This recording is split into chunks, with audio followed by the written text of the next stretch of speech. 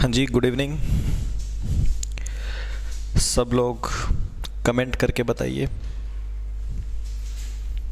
History special,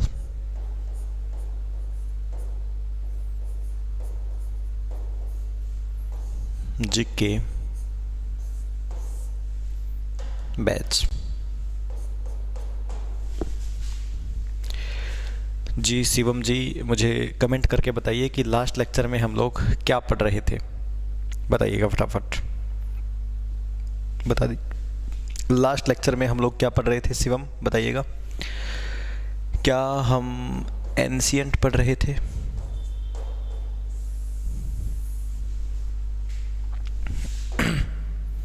बताइएगा जी।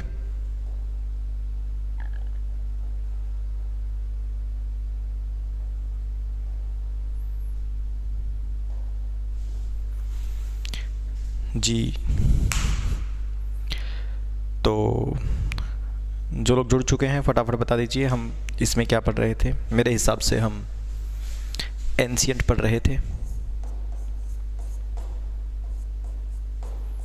और ancient में भी हम लोग काफ़ी चैप्टर कवर कर चुके हैं। बौद्ध धर्म और जैन धर्म, महाजनपद काल,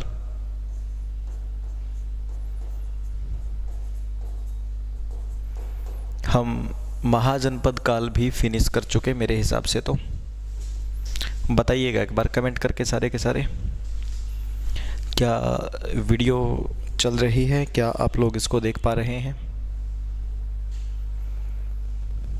जी मुझे कमेंट कीजिए आप लोग।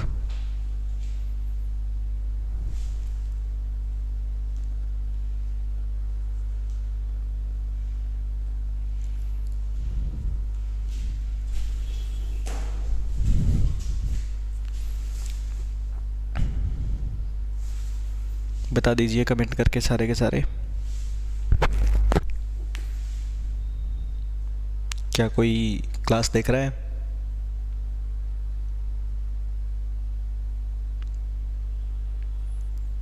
पिछली क्लास में हम लोगों ने क्या पढ़ा था, मुझे बता दो। हम लोग पढ़ चुके थे सिंधु घाटी सभ्यता,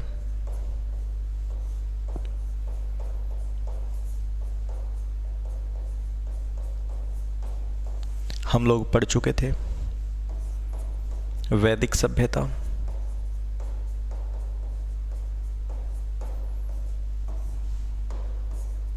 जैन धर्म व बौद्ध धर्म। इसके अलावा जी रीना, ज्योति, ब्रिजेंदर, एक बार कमेंट करके बताओ लास्ट लेक्चर में क्या पढ़ा था हम लोगों ने। महाजनपद काल, भारत 16 राज्यों में बट गया था जिनमें सबसे शक्तिशाली था मगध। हमें मगध का इतिहास पढ़ना था, ठीक है? बता दीजिए मुझे।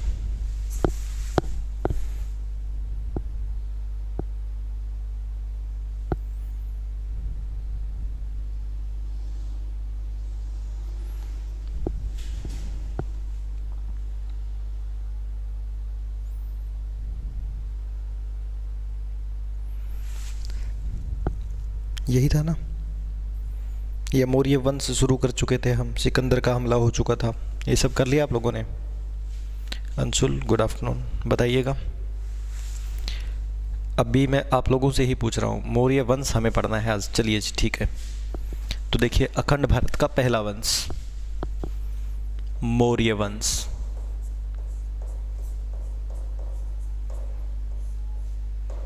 मौर्य वंश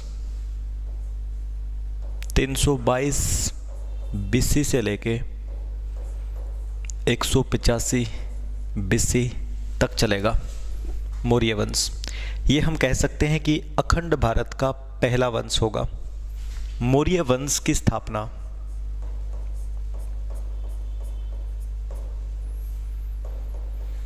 चंद्रगुप्त मौर्य ने की। मौर्य वंश का संस्थापक है चंद्रगुप्त मौर्य।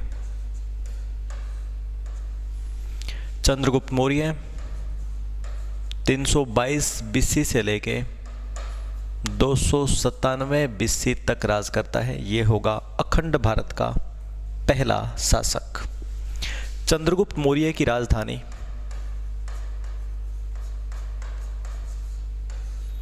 पाटलिपुत्र। इसने अखंड भारत का निर्माण कर दिया था और पाटलिपुत्र इसकी राजधानी रहेगी। चंद्रगुप्त मौर्य जब गद्दी पर बैठा तो सबसे बड़ी समस्या इसके सामने ये थी, मेरी बात सुनिए आप लोग, कि सिकंदर के हमले के कारण जो ये वाला एरिया है, जैसे यहाँ पर हिंदकुश पहाड़ी है और इसके पार है ईरान, और ईरान के एरिया में बैठा हुआ है सेल्यूकस, सेल्यूकस निकेटर।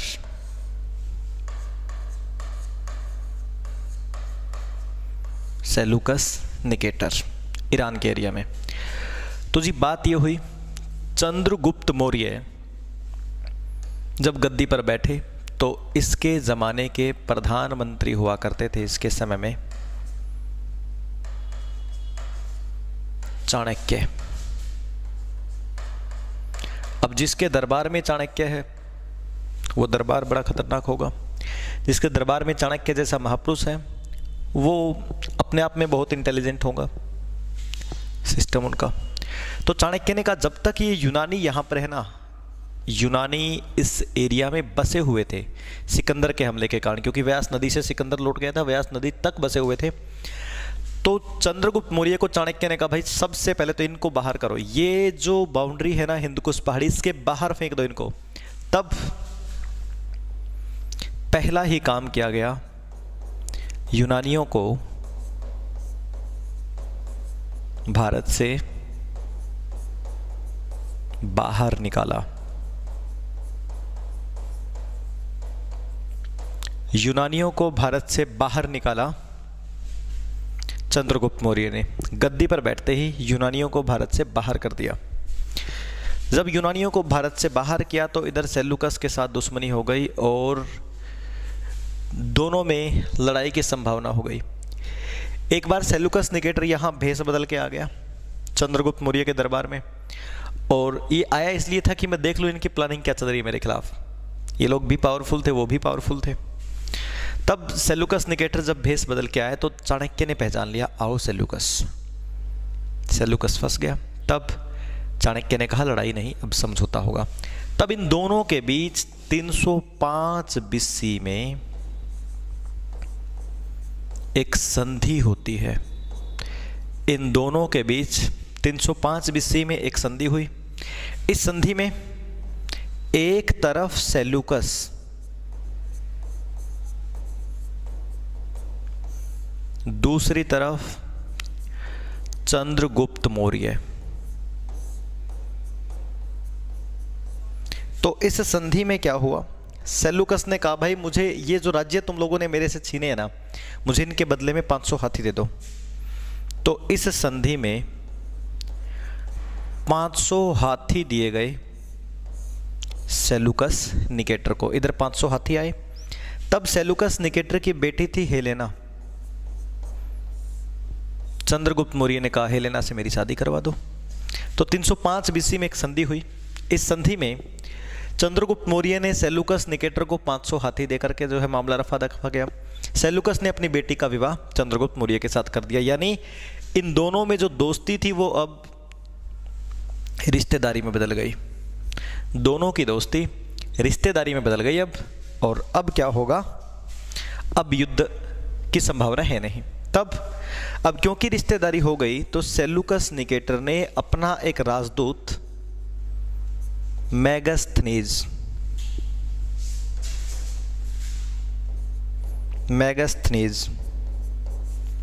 अपना एक राजदूत मैगस्थनीज चंद्रगुप्त मौर्य के दरबार में भेजा। मैगस्थनीज को चंद्रगुप्त मौर्य के दरबार में भेजा और इसने भारत में आकर के एक बुक लिखी, इंडिका। इसने इंडिका की रचना की।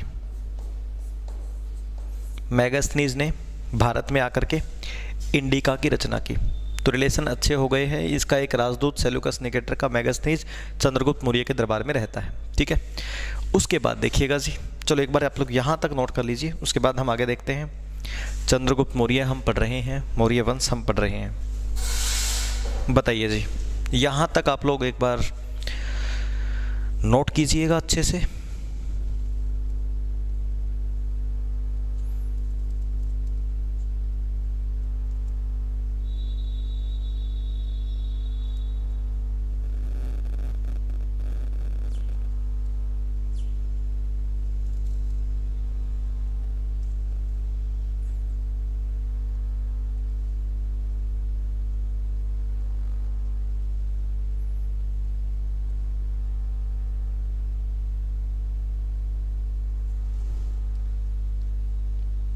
हाँ जी, रिपीट कर दूंगा मैं, एक बार आप लोग नोट कर लो इसको। ठीक है, ये यहाँ तक आप नोट कर लीजिए एक बार सारा।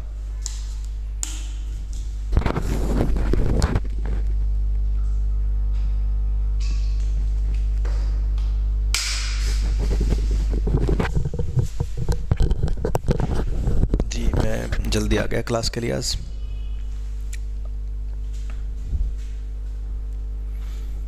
और बस थोड़ी सी जो है टाइम की दिक्कत थी मेरे पास, और कोशिश करूँगा कि मैं अब रेगुलर रहूँ। ये 305 में जो संधि हुई है इसका पर्टिकुलर कोई नाम है नहीं।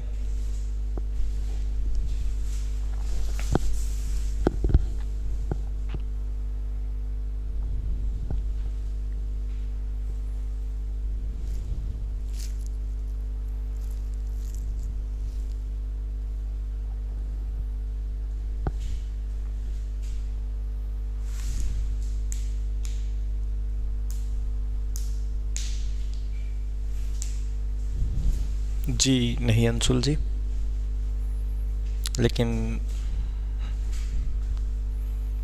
ओके जी, बताइए आप लोग। जी दीपक नमस्कार।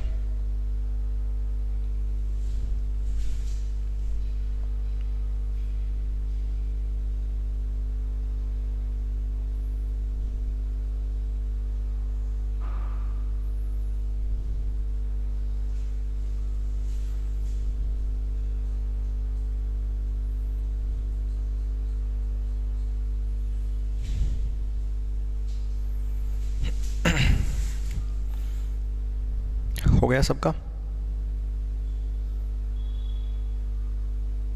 चलिए जी आगे देखिए। उसके बाद हाँ, उसके बाद देखिए हम पढ़ रहे थे चंद्रगुप्त मौर्य को। तो जी चंद्रगुप्त मौर्य के ज़माने में मगध में अकाल पड़ गया।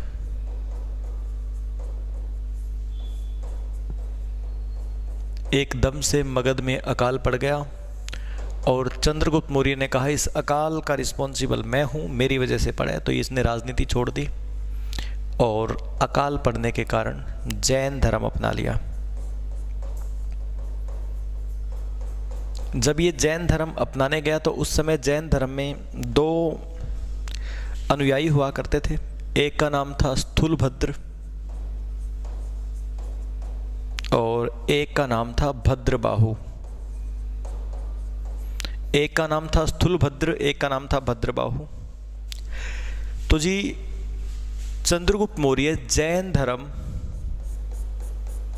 अपनाने के लिए भद्रबाहु की शरण में आता है। भद्रबाहु से जैन धर्म की शिक्षा ली। भद्रबाहु से शिक्षा ली। जैन धर्म की शिक्षा किसने दी? भद्रबाहु ने। और जैन धर्म अपना करके एक जगह शिफ्ट हो गया जिसका नाम है श्रवणबेलगोला। श्रवणबेलगोला, कर्नाटक। कर्नाटक के श्रवणबेलगोला में शिफ्ट हो गए। काफ़ी साल तक यहाँ पर रहे और फाइनली 297 BC में। अच्छा, एक बात और याद रखें, यहाँ पर चंद्रगुप्त मौर्य भी गया है, चंद्रगुप्त मौर्य भी गया है, और साथ में भद्रबाहु भी गया। भद्रबाहु भी यहाँ पर चला गया जैन धर्म का प्रचार करने के लिए, और उस समय तक जैन धर्म के लोग वस्त्र नहीं पहनते थे। 297 BC में वहाँ जाकर के इसने एक विधि अपनाई, सुलेखना विधि। सुलेखना विधि मतलब खाना पीना छोड़कर, सारा खाना पीना छोड़कर आराम से जैन धर्म में लीन हो गया चंद्रगुप्त मौर्य। एक ऐसी विधि होती है जहाँ पर आप निराहार और निर्जल रहेंगे, खाना पीना छोड़ देंगे, और उसके बाद 297 BC में सुलेखना विधि के कारण चंद्रगुप्त मौर्य की हो गई डेथ। सवाल ये कि चंद्रगुप्त मौर्य की मृत्यु कहाँ हुई? कर्नाटक के श्रवणबेलगोला में। किस विधि से हुई? सुलेखना विधि से। उसके मरने के बाद भद्रबाहु जब कई साल बाद वापस लौटा तो उसने देखा जो स्थूलभद्र एंड पार्टी है वो श्वेत वस्त्र धारण करके बैठी थी। इन्होंने श्वेत वस्त्र धारण कर लिए, ये बिना वस्त्रों के रहते थे। तब जो स्थूलभद्र की पार्टी है वो कहलाई श्वेतांबर, और जो भद्रबाहु की पार्टी है वो कहलाई दिगंबर। यानी जैन धर्म दो भागों में बट गया।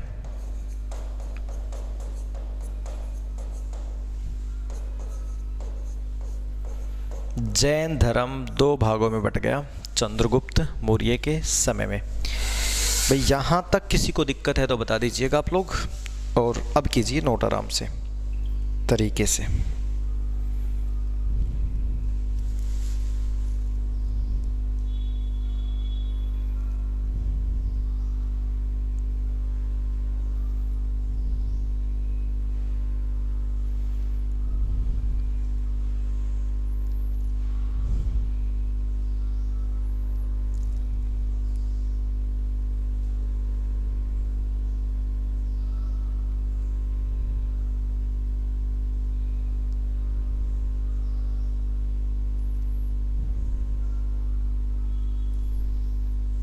कीजिएगा नोट।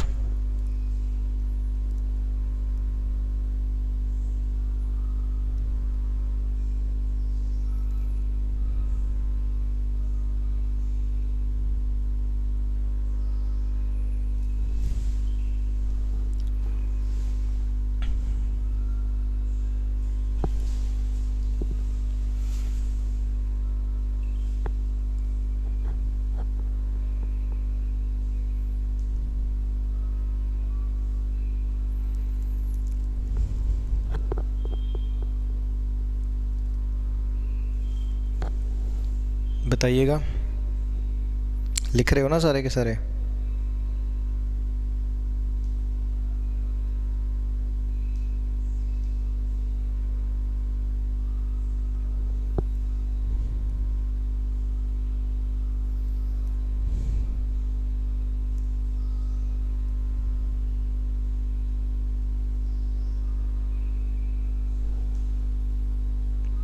बाकी लोगों ने लिख लिया?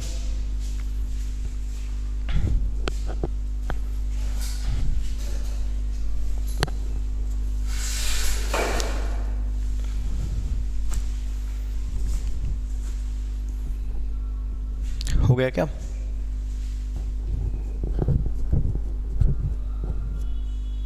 हाँ, लो जी।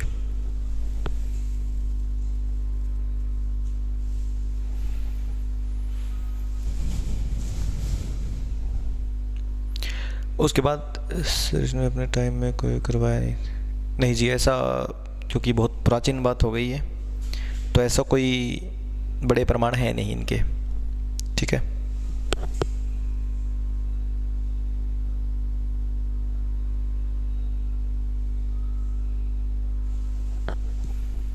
चलिए जी, अब देखिए आगे। अगला शासक बनता है दूसरा शासक मौर्य वंश का, बिंदुसार मौर्य। बिंदुसार मौर्य 297 BC से लेके 273 BC तक राज करेगा। बिंदुसार मौर्य 297 से लेके 273 BC तक राज करेगा जी। देखिएगा,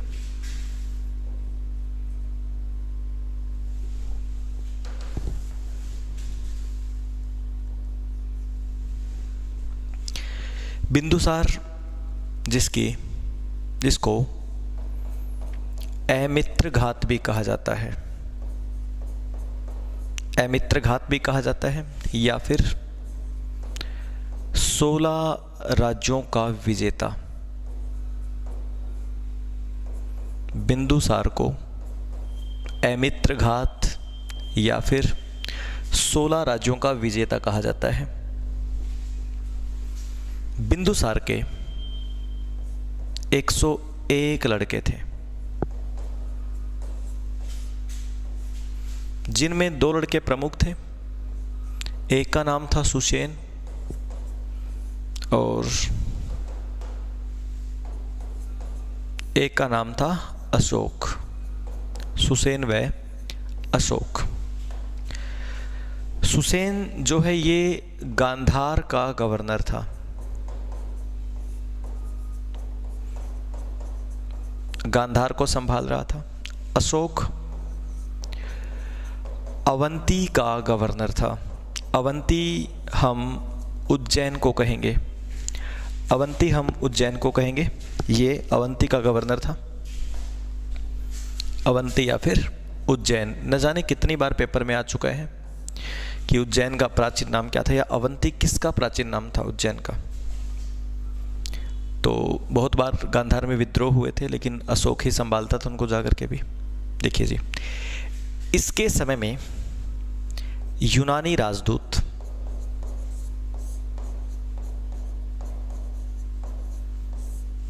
डायमेकस भारत में आया था। डायमेकस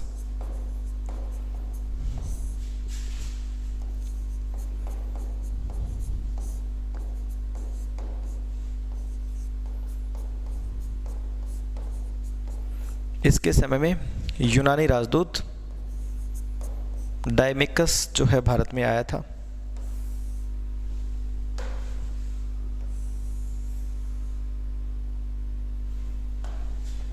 डायमेकस की एंट्री भारत में हुई थी इसके समय में। तब बिंदुसार ने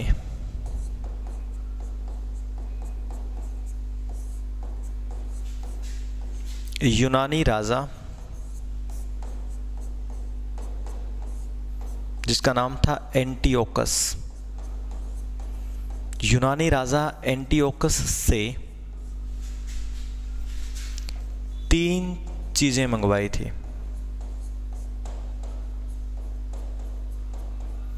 वो चीजें क्या क्या थी? 3 जो है आइटम मंगवाए। पहला, मीठी शराब। दूसरा,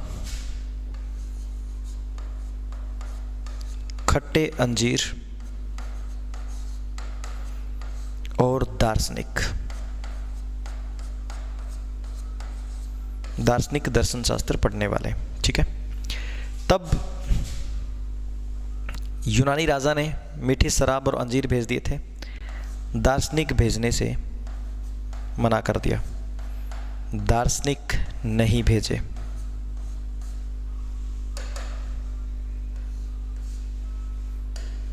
दार्शनिक भेजने से उसने मना कर दिया था। उसके बाद 273 BC में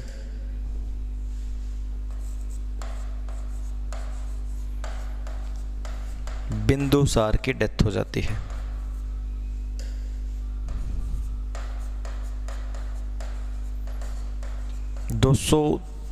BC में बिंदुसार की डेथ हो गई।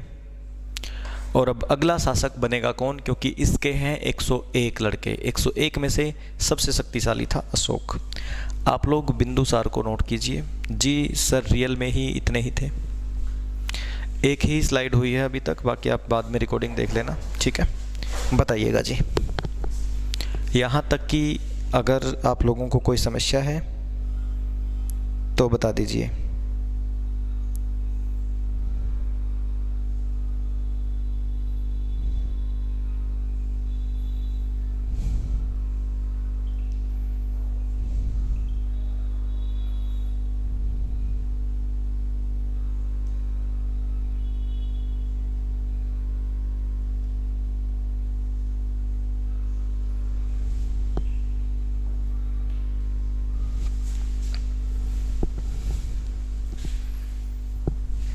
अच्छा जी, बड़े जश्न का दिन है कि मैं आया।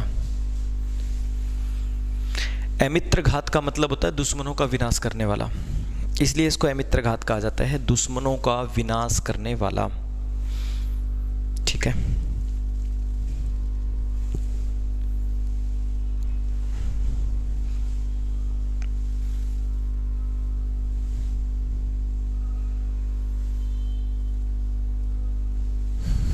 बृजेंद्र सिंह वो उसके समय में हुआ था, चंद्रगुप्त मौर्य के समय में। चंद्रगुप्त मौर्य ने करवाया नहीं था, वो पुष्यगुप्त नाम का एक व्यक्ति था, गुजरात में, सौराष्ट्र में, उसने करवाया था ये।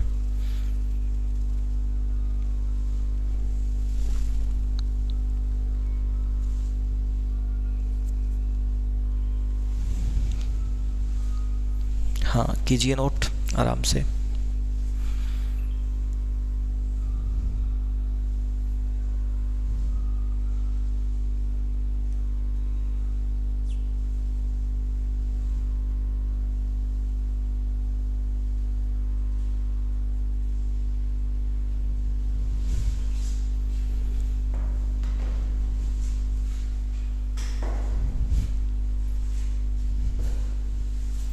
ठीक है राहुल, अंजीर एक तरीके का फ्रूट होता है। मुसरत जी,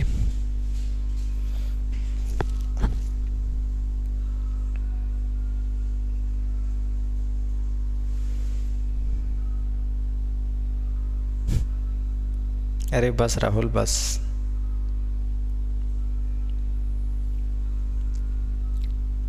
अच्छा, आप लोग जो जुड़े हैं इस बैच में, कौन कौन कहाँ कहाँ से, एक बार बताएंगे थोड़ा सा। दार्शनिक, दर्शन शास्त्र को पढ़ने वाला एक दार्शनिक चाहिए था भाई, फिलोसफर चाहिए था एक। बताइए एक बार, कहाँ कहाँ से हैं आप लोग, किस किस एरिया से जुड़े हैं। ममता पानीपत, आप लोग प्रॉपर अपने गांव का नाम भी रख सकते हैं। नारनौल, दीवाना विलेज, ओके जी। नोएडा से राहुल, सोनीपत से, महेंद्रगढ़ से,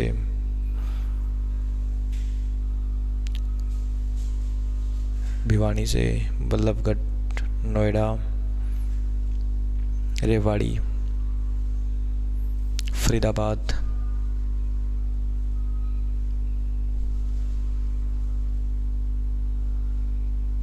महेंद्रगढ़। चलिए जी, हो गया। अब हम पढ़ते हैं बिंदुसार के बाद उसका बेटा अशोक। देखिए ये बात और समझ लीजिए, बिंदुसार की मृत्यु हुई है 273 में, अशोक गद्दी पे बैठेगा 269 में, 79 में, 269। 273 में जब बिंदुसार की डेथ हुई तो अशोक को गद्दी में बैठने में 4 साल क्यों लग गए? 4 साल का गैप क्यों है? अगला राजा इतने साल बाद क्यों बना? क्योंकि 4 साल हुए थे यहाँ पर गृह युद्ध, और इस गृह युद्ध में अशोक ने अपने 99 भाइयों की हत्या की।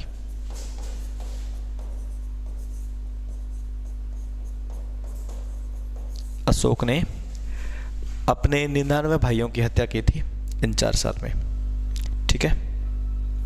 ये भी आप नोट कर लीजिए। 273 में जब बिंदुसार की डेथ हो गई तो अशोक को गद्दी पे बैठने में इतना साल क्यों लगा? क्योंकि 4 साल चले गृह युद्ध, और इस गृह युद्ध में अशोक ने अपने सगे 99 भाइयों की हत्या कर दी थी। ये बात आप नोट कर लो, फिर हम आगे चलेंगे,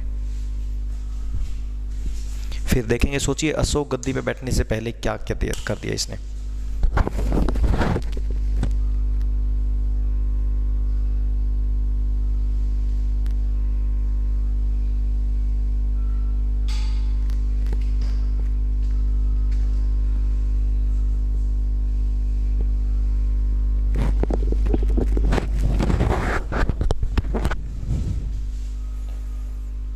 जी बिल्कुल ममता, फिर भी अशोक को द ग्रेट कहा जाता है।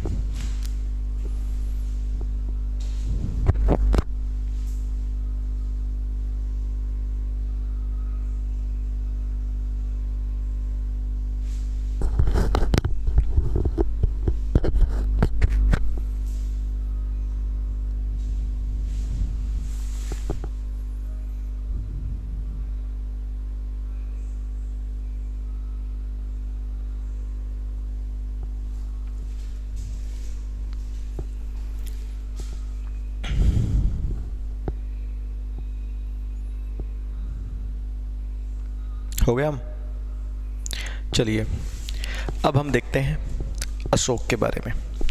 तीसरा मौर्य शासक अशोक मौर्य। अशोक 269 बीसी से लेके 232 बीसी तक राज करेगा। 269 बीसी से लेके 232 बीसी तक राज करेगा अशोक। अशोक को अशोक वर्धन भी कहा जाता है। अशोक वर्धन, अशोक को अशोक वर्धन के नाम से भी पहचानते हैं। ठीक है। अशोक जब गद्दी पर बैठा तो इसने कहा मुझे सिर्फ एक काम करना है, विस्तार। अपने साम्राज्य का विस्तार करने के लिए अशोक युद्ध नीति अपनाता है कि जहां भी जाओ युद्ध करो और साम्राज्य का विस्तार कर दो। अब के देखने को तो अशोक का साम्राज्य बहुत ज़्यादा फैल चुका था। अशोक का जो टाइम पीरियड था, अशोक के टाइम पीरियड में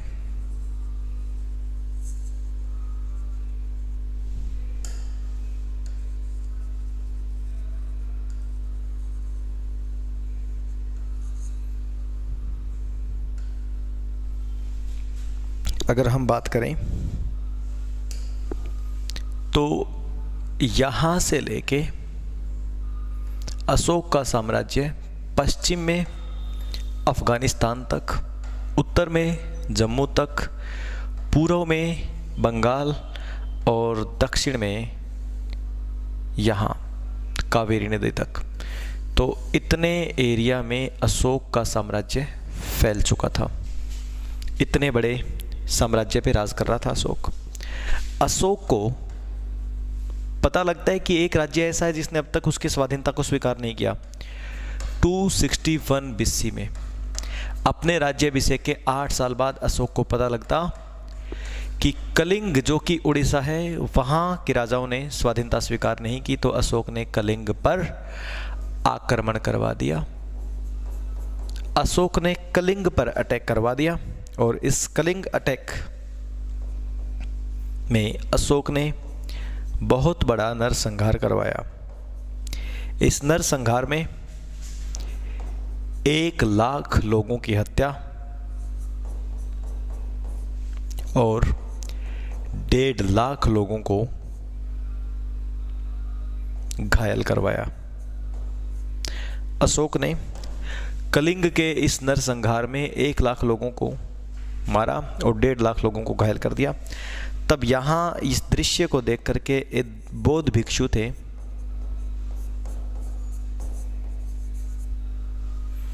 एक बौद्ध भिक्षु जिनका नाम था उपगुप्त। उपगुप्त ने जाकर के अशोक को कहा, भाई देखो तुमने कलिंग में क्या कर दिया। उपगुप्त ने जब देखा कि कलिंग, अच्छा मैप में उज्जैन का है, उज्जैन यहाँ पड़ेगा जी। उपगुप्त ने कहा देखो तुमने क्या कर दिया। जब अशोक ने खुद दृश्य देखा तो सड़कों पे लाल खून दिखाई दे रहा था, खून ही खून, सड़कें लाल ही लाल दिखाई दे रही थी, कीचड़ दिखाई दे रहा था, लोगों के खून और मांस से मिलकर के बना हुआ था। अशोक को लगा कि ये मैंने क्या कर दिया। उपगुप्त के कांटेक्ट में आने पर अशोक का, उपगुप्त ने जब अशोक को कहा कि ये दृश्य देखो, जब अशोक ने ये दृश्य देखा तो अशोक का हृदय परिवर्तन हो गया। ये मैंने क्या कर दिया। अशोक का हृदय परिवर्तन हो गया और अशोक ने बौद्ध धर्म अपना लिया।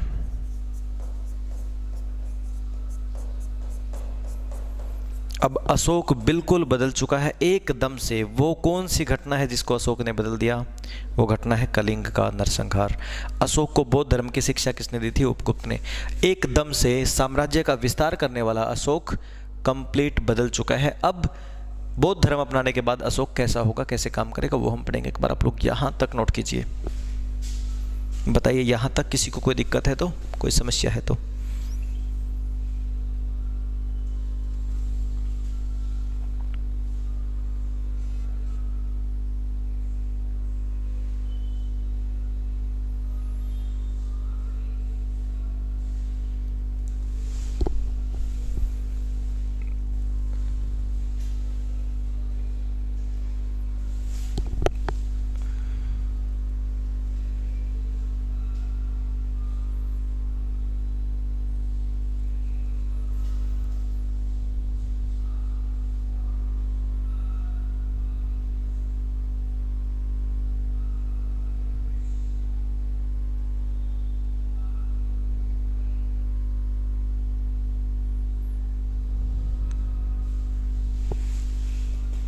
बताइए। दीपक आप दिल्ली से, वेरी गुड। ब्लैक साइड से लो जी। अच्छा,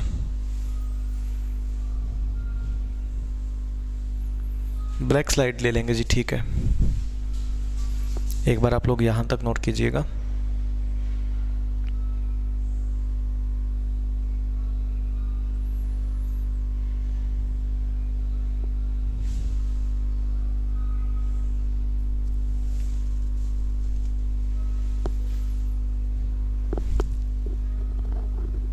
और बताइए किसी को कोई दिक्कत है तो?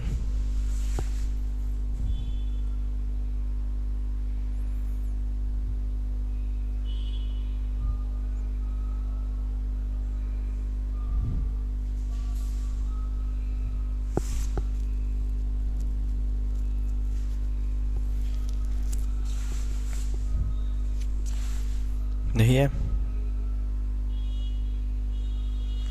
हाँ बिल्कुल अंशुल, बिल्कुल बताइए।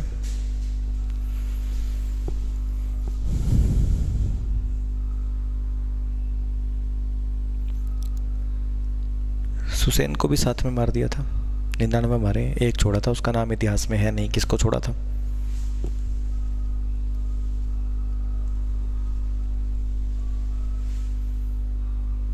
बताइए जी, बताइए।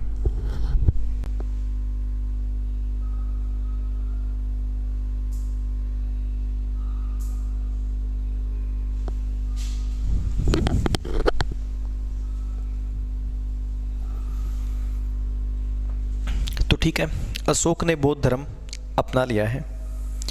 अब बौद्ध धर्म अपनाने के बाद का अशोक कैसा होगा ये हम अगले लेक्चर में पढ़ेंगे भाई। आज जो है इतना ही करेंगे हम, ठीक है। तो अगले क्लास में हम इसको देखेंगे। मुझे यहाँ तक की क्लास में किसी को कोई दिक्कत है तो बता दीजिएगा। तबीयत मेरी है नहीं ठीक, आप लोग देख भी पा रहे होंगे, बोला भी नहीं जा रहा मेरे से।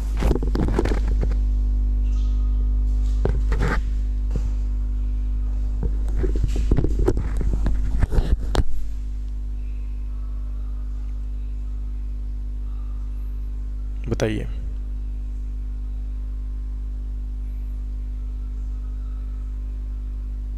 ठीक है, कोई दिक्कत किसी को?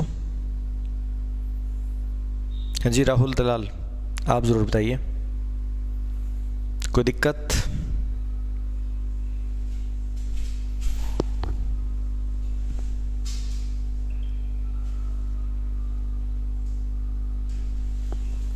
तो चलिए फिर ठीक है, आज की क्लास में हम इतना ही पढ़ेंगे, अगले लेक्चर में मिलेंगे हम लोग।